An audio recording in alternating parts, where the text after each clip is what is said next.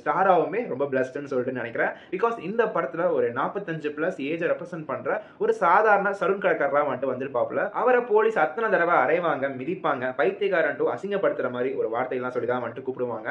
ஆனா மனுஷன் மாஸ், கிளாஸ்ன்னு எல்லாரும் அக்செப்ட் பண்ணிக்கிற ஒரு ஸ்டாராக, ஒரு ஆக்டராக அந்த மகாராஜான்ற பேருக்கு ஏற்ப ஒரு லைஃப நம்ம கண்ணு முன்னாடி சிறப்பா வாழ்ந்துட்டு போயிருக்காருங்க. கீதா மோகன்தாஸ் மற்றும் பாரதி ராஜா தவிர மத்த எல்லாருமே நல்ல சாய்ஸ் ஆஃப் கேஸ்டிங் என்ன பொறுத்தவரைக்கும். பிகாஸ் அவங்க 2 பேருக்கும் படத்துல ஸ்கோப்பாவும் பெரிய ரோல்ன்றது எதுவும் இல்லைங்க.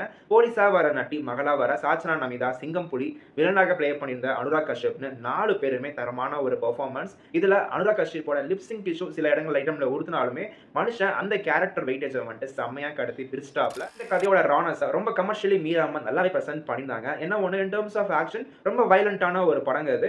ரத்தத்தை கொண்டு நிறைய பாதங்களை வந்து கழுவிருக்காங்கன்ற மாதிரி கூட நம்ம சொல்லலாம். ஸோ யூஏனாலும் ஒரு டெஃபினெட்லி குழந்தைகளுக்கும் கொஞ்சம் பலவீனமா இருக்கணுக்கான ஒரு படம்ன்றது இது இல்லை.